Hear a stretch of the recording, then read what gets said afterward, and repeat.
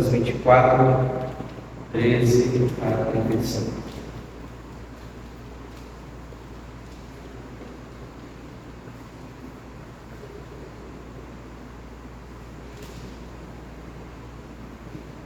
Assim diz a palavra do Senhor. Naquele mesmo dia, 2 dos seguidores de Jesus estavam indo a um povoado chamado Emaús, que fica a mais ou menos 10 quilômetros de Jerusalém. Eles estavam conversando a respeito de tudo o que havia acontecido. Enquanto conversavam e discutiam, o próprio Jesus chegou perto e começou a caminhar com eles. Mas alguma coisa não deixou que eles o reconhecessem. Então Jesus perguntou: o que é que vocês estão conversando pelo caminho? Eles pararam com um jeito triste. E um deles, chamado Cleopas, disse: será que você é o único morador de Jerusalém que não sabe o que aconteceu lá nestes últimos dias? O que foi? Perguntou ele. Eles responderam: o que aconteceu com Jesus de Nazaré. Esse homem era profeta e para Deus e para todo o povo ele era poderoso em atos e palavras. Os chefes dos sacerdotes e os nossos líderes o entregaram para ser condenado à morte e o crucificaram. E a nossa esperança era que fosse ele quem iria libertar o povo de Israel. Porém, já faz 3 dias que tudo isso aconteceu. Algumas mulheres do nosso grupo nos deixaram espantados, pois foram de madrugada ao túmulo e não encontraram o corpo dele. Voltaram dizendo que viram anjos e que estes afirmaram que ele estava vivo. Alguns do nosso grupo foram ao túmulo e viram que realmente aconteceu o que as mulheres disseram, mas não viram Jesus. Então Jesus disse: como vocês demoram a entender e a crer em tudo o que os profetas disseram? Pois era preciso que o Messias sofresse e assim recebesse de Deus toda a glória. E começou a explicar as passagens das Escrituras Sagradas que falavam dele, iniciando com o livro de Moisés e os escritos de todos os profetas. Quando chegaram perto do povoado para onde iam, Jesus fez como quem ia para mais longe, mas eles insistiram com ele para que ficasse, dizendo: fiquem conosco, porque já é tarde e a noite vem chegando. Então Jesus entrou para ficar com os dois.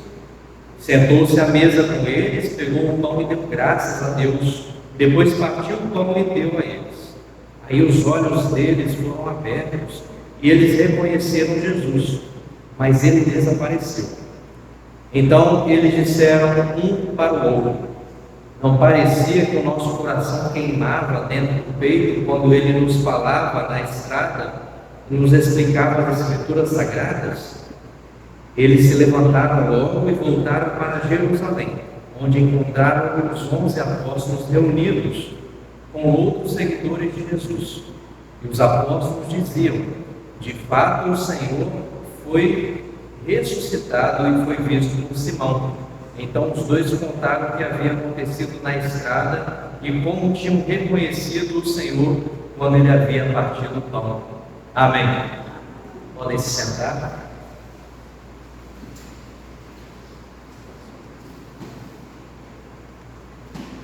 Que a graça continue conosco, nos iluminando e que possamos aprender um pouco mais da palavra que vem de Deus aplicada em nossas vidas.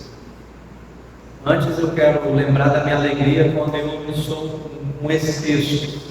Ele é muito especial para mim, porque foi a minha exegese antes da minha ordenação. Texto exegético que eu trabalhei. Então eu tenho um carinho também por esse texto, ele fez muita diferença para mim e ele sempre se atualiza, né? Então hoje nós estamos com esse desafio aí, Do quarto trancado, lembrando do domingo passado, né? Os discípulos trancados com medo, né? Então, do quarto trancado, a estrada aberta. O brilho da glória no caminho é cuidado intencional. Então, vai ser importante a gente tentar atualizar essa leitura de hoje, né? Esse evangelho de hoje. Então, vamos começar imaginando. Eu acho que é um exercício interessante. Imagine que você acabou de passar pelo pior momento da sua vida. Dependendo de quem, pode ser um término de um relacionamento, pode ser uma reprovação em algum concurso, em alguma situação, ou um sonho frustrado, aquele sonho, né, que parecia que o seu futuro estava todo organizado e de repente esse sonho ele é frustrado. E aí a sua primeira reação, e aqui a gente está pensando um pouco mais no público jovem, a sua primeira reação é colocar os fones de ouvido, principalmente aqueles que cancelam ruídos, né? Deixa a gente bem isolado, dar um scroll infinito, que é aquela rolagem, ficar rolando no celular, dar um scroll infinito no celular para não pensar em mais nada, ou simplesmente se isolar em um lugar onde ninguém te questione. Pode ser seu quarto, pode ser um lugar bem longe de todo mundo. Então imaginem que você está vivendo um momento muito ruim da sua vida, muito dramático, de fracasso, sem esperança, né? E a sua reação é essa: se isolar, procurar formas de se isolar. Emaús, para aqueles dois discípulos, conforme o Evangelho narra, era exatamente isso. Era essa mesma situação. O lugar do banho quente. O que é um banho quente? Quando a gente está estressado, cansado, a maioria das pessoas relaxa com um banho quente. A água quente, ela tem um poder terapêutico de relaxar. Então, Emaús significa isso. Essa palavra grega, o nome grego que ele dá, nome àquele lugar, aquela aldeia, significa banho quente ou riacho quente. Então, não sei quem já teve a experiência, eu ainda não tive, de ir para algum lugar que tem águas naturalmente quentes, né? Deve ser uma delícia, deve ser relaxante, deve ser bom esquecer de todos os problemas, né? Um banho quente. Então, isso nos coloca em conexão com o texto e a nossa realidade, que pode ser imaginada ou uma realidade de fato, porque a gente sofre fracassos, a gente sofre muitas coisas que nos decepcionam. Eles, aqueles dois discípulos, estavam fugindo de Jerusalém, o lugar do trauma. Jerusalém era um lugar do grande trauma. Jerusalém era um lugar onde um fracasso aconteceu, na visão deles. Um fracasso aconteceu. E fugiam para tentar distensionar o corpo e a mente que estavam sobrecarregados de angústia e fracasso. Então imaginem que esses discípulos estão caminhando muito cansados, sobrecarregados de um grande fracasso, que para eles era: olha, Jesus falou que ia ressurgir, estaria no meio de nós, e já se passaram 3 dias e ele não está no meio de nós.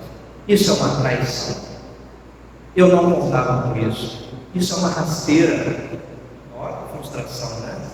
A gente confiou na palavra dele e ele não cumpriu. É essa frustração que eles estão sentindo. É a mesma frustração que a gente sente na nossa vida. Quando a gente confia em algo, que pode ser algo pessoal, um sonho seu, uma tentativa de uma prova, um concurso, e aí você se sente fracassado. Então, esse é o nosso contexto. E aí a ideia de tomar um banho quente, ela faz muito sentido para a gente. Então imagine a água quente nos seus ombros, imagine você relaxando mesmo num banho quente. Mas Jesus não nos deixa na água morna. Jesus não nos deixa nessa água morna. Ele nos puxa de volta para a dureza da estrada empoeirada. Não é isso que Jesus faz? Ele aparece lá para falar: não, vai tomar seu banho quente, faça isso. Não, ele puxa a gente de volta para a realidade. Ele chega junto a quem está caminhando, se sentindo fracassado, para renovar as esperanças. Para o jovem de hoje, e talvez a maioria de nós também, Emaús pode ser o isolamento no quarto, o silenciamento das notificações do celular ou qualquer bolha que criamos para não encarar a realidade nua e crua. Eles caminhavam com os rostos ensombreados, semblante pesado, um luto, né? Um luto. Quem fica feliz no luto? Um luto pesado. Presos a uma narrativa de morte que não conseguiam processar. Alguém que termina um namoro não vai festejar. Normalmente essa pessoa vai tentar culminar, digerir o que aconteceu naquele relacionamento que agora acabou com a minha vida, né? Fim de relacionamentos parece que é o fim da vida, acabou os projetos. O que é você não passar numa prova? O que é você não conseguir terminar um projeto especial? Então, essas coisas geram peso e a gente tem dificuldade sim de processar. Isso é humano, isso é natural, isso não é uma condenação. Jesus não os condena. Jesus não os condena. Fala, vocês estão condenados ao fracasso. Jesus faz uma crítica chamando eles de volta para o caminho. Então, no domingo passado, nós vimos os discípulos trancados por medo das autoridades e o sistema da época que definia quem podia respirar e quem podia, e quem depois seria também, no dia seguinte, cortado da respiração. E também aprendemos que a rua não é uma força opressora, ela é um cuidado intencional que atravessa portas trancadas para oferecer paz. Jesus atravessa portas e Jesus também atravessa o nosso caminho. É assim. Olha, acabou minha vida, eu não sei mais o que fazer, e de repente Jesus chega bem dentro de você, e aí você começa a entender o que aconteceu. Você começa a entender que você vai precisar fazer diferente. E o que acontece no caminho de Emaús é uma continuação desse parto, para a liberdade, de sair daquele útero que parecia tudo seguro. A ideia do útero aqui agora vira um banho quente.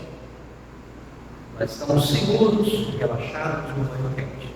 Mas a gente precisa sair desse banho quente, porque a vida não é viver relaxados. A vida é viver em tensão.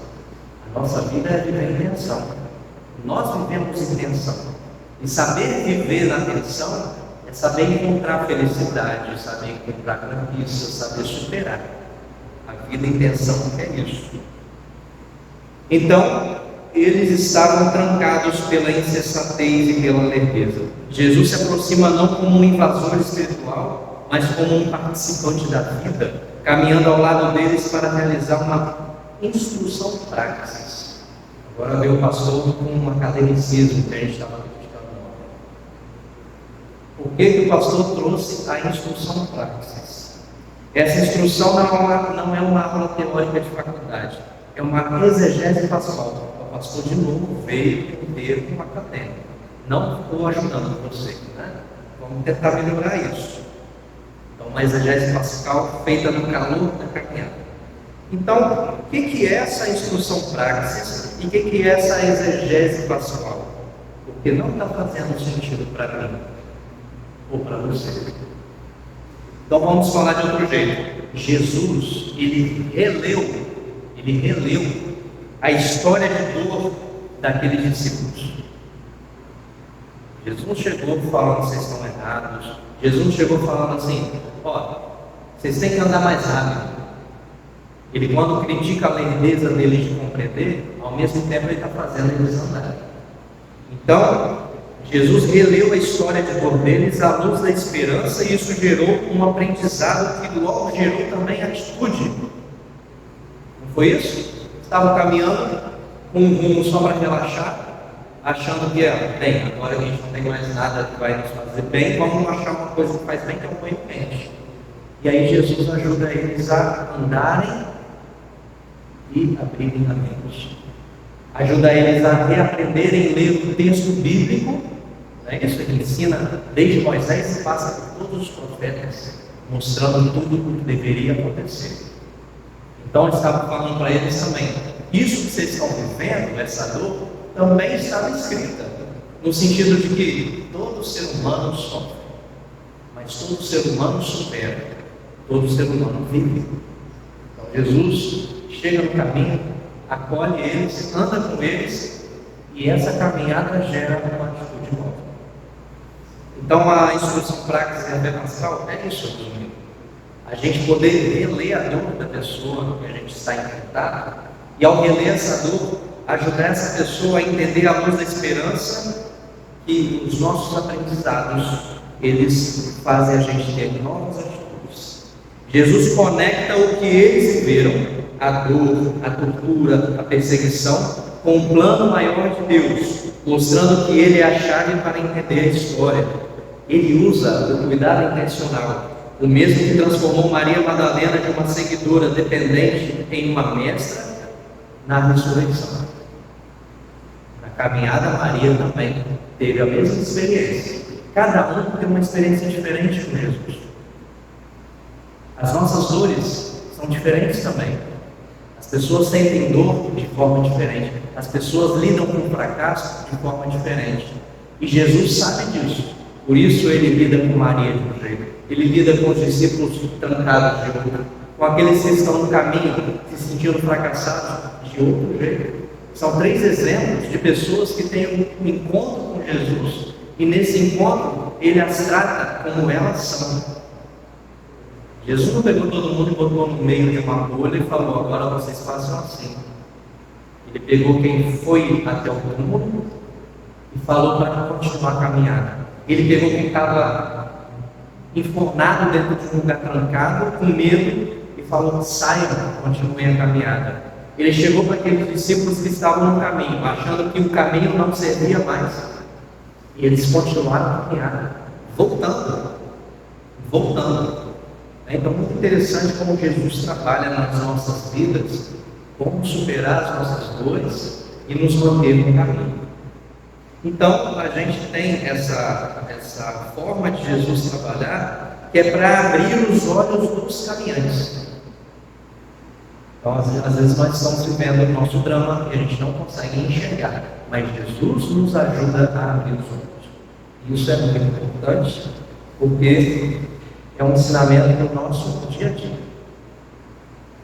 Nós vamos agora começar a nos encaminhar para a conclusão, mas antes precisamos falar de um ponto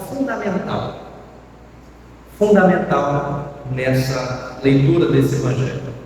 2 movimentos que promovem transformação. Quais são? 2 movimentos. Um movimento é a liturgia da palavra. Jesus explica as Escrituras ao coração deles, diretamente ao coração deles. Esse coração começa a arder. A instrução remove a lerdeza e traz a leveza da glória. A glória de Deus é insuportável para qualquer ser humano. Mas Jesus fez com que a gente entre em contato com essa glória. Então a palavra de Jesus faz arder o coração, porque a gente está sentindo, experimentando a glória. E essa glória nos transforma em pessoas vivas, dispostas, reenergiza a gente. Então, do relaxamento, do distensionamento, a gente pode então enfrentar o tensionamento, voltar para Jerusalém, voltar para o lugar de dor. Quem já revisitou a própria dor? Quem já revisitou algo que sofreu em algum passado para poder ressignificar a sua vida? Então Jesus é também alguém que trabalha no nível psicológico, no nível espiritual, integralmente com a nossa vida. E o segundo movimento é a liturgia de mesa. No momento em que Jesus parte o pão, a ficha cai. Não é assim? Até então, Jesus era um estranho que estava com eles. Até então, Jesus era só alguém explicando para eles algumas coisas. Mas já estava no coração deles a palavra. E é assim com a gente também. A palavra já está nos nossos corações, só que falta algo para a gente abrir os olhos e conectar a palavra com a ação.